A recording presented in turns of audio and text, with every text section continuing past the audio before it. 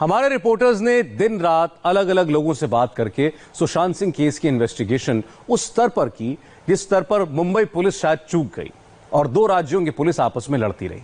अगर सीबीआई गंभीरता से जांच करेगी तभी इस नतीजे तक पहुंच पाएगी जहां से सुशांत केस की मिस्ट्री पूरी तरह से सुलझ सके। आखिर क्या है सुशांत केस में चाबी का बड़ा राज, ये रिपोर्ट देखकर आपको पता चलेगा। बंद दरवाजे के पीछे सुशांत की मौत की असल वजह क्या है।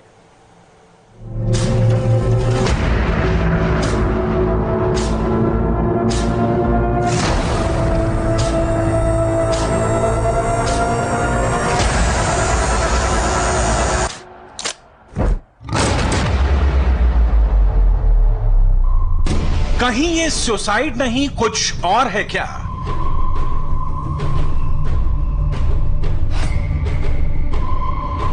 हम 4 जने थे, केशव था, मैं था और सिद्धार्थ था और दीपेश था और सर थे और कोई नहीं था। हम ही 5 लोग थे घर पे, सर को मिला के। सुशांत पर डायरेक्टर का आंखों देखा खुलासा। मौत से 24 घंटे पहले सुशांत की लास्ट मीटिंग।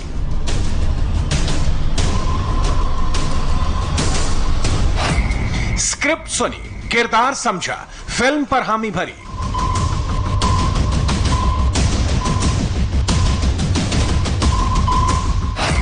सुशांत जीना चाहता था तो आखिर किसने मारा?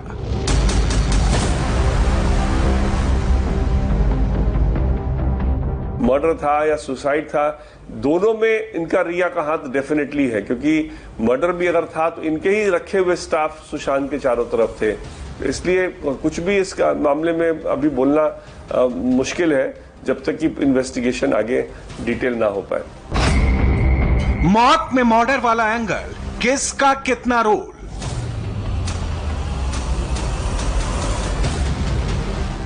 सुशांत केस का आज एक बड़ा सच आप सुनने वाले हैं, ऐसा सच जिसे सुनकर आपके होश उड़ जाएंगे।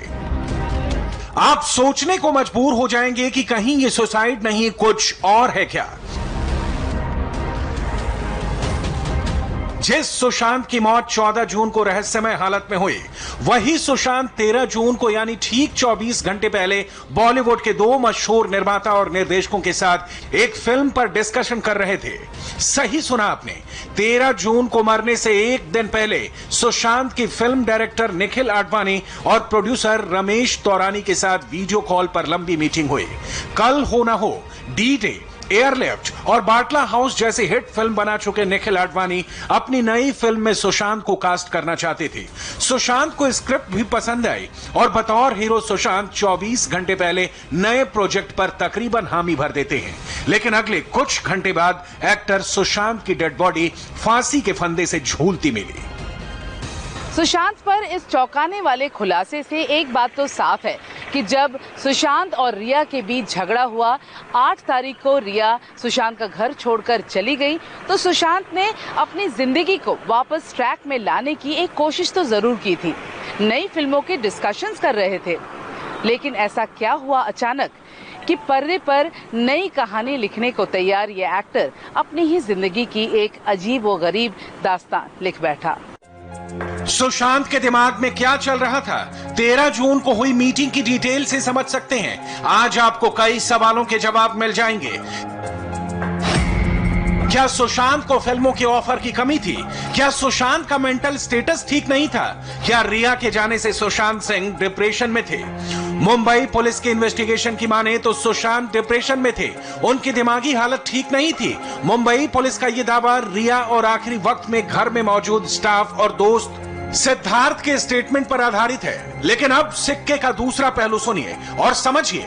मुंबई पुलिस की थ्योरी के एकदम उलट 13 जून को सुशांत के साथ बात करने वाले डायरेक्टर निखिल आडवाणी और प्रोड्यूसर रमेश तौरानी ने किया है।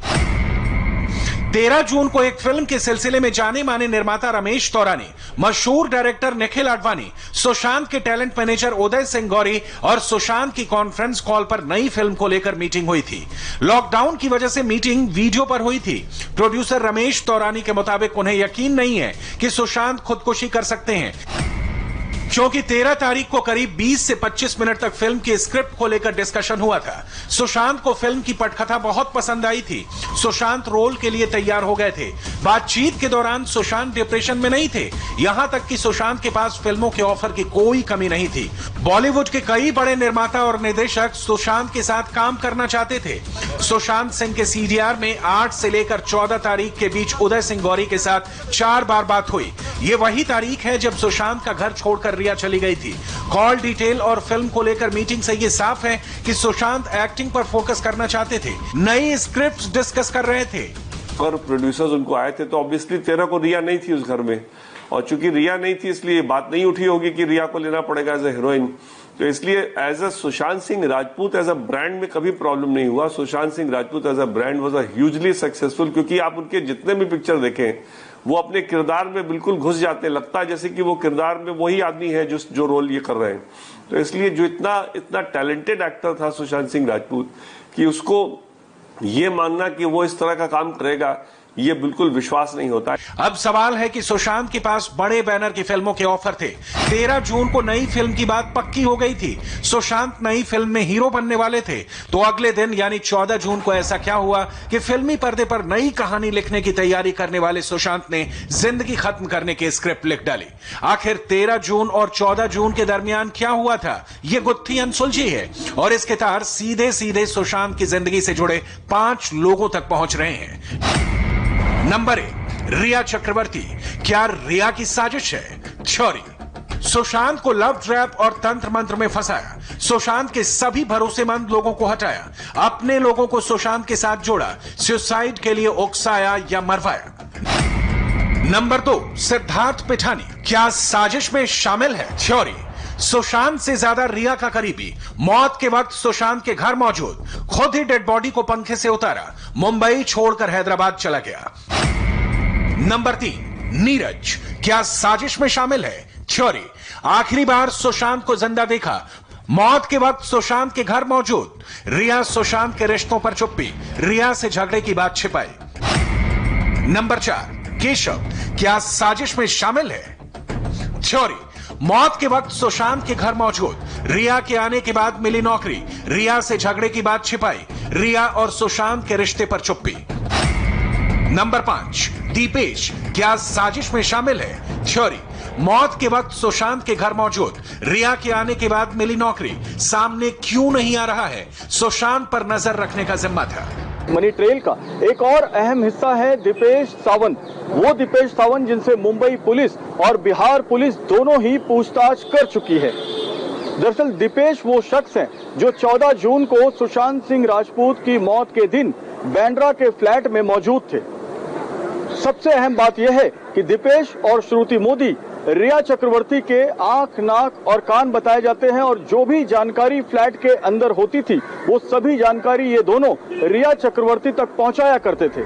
आखिरी वक्त में सुशांत के इर्द गिर्द जितने भी लोग थे सभी शक के घेरे में हैं, क्योंकि सुशांत केस में सामने आई नई थ्योरी चौंकाने वाली है। सुशांत के फांसी लगाने की बात सामने आई, लेकिन बंद दरवाजे के पीछे सुशांत के फांसी लगाने से जुड़े कई पेच हैं। क्या सुशांत ने दरवाजा अंदर से लॉक किया था? क्या सुशांत रूम में अकेले थे या कोई और भी था? क्या प्लानिंग के साथ सुशांत को मार दिया गया? जो ताला बनाने वाला आया उसको ताला जब चाबी उसने बना दी तो उसके सामने रूम नहीं खोला, उसको बाहर निकाल के तब रूम खोला। अब बहन जो मीतू वो रास्ते में थी, 15 मिनट वहां से दूर थी। अगर तुमको इतनी जल्दी नहीं थी खोलने की रूम, मतलब अगर या तो तुमको डर था कि कुछ बहुत एक्सट्रीम हो गया तो फिर ताला बनाने के सामने ही खोल देते।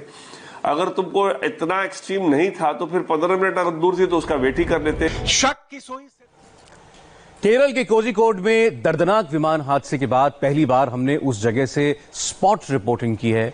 इस टेबल टॉप एयरपोर्ट पर हादसा कब, कैसे, किन हालात में हुआ, उसकी पूरी ग्राउंड रिपोर्ट आपको दिखाएंगे एक छोटे से ब्रेक के बाद।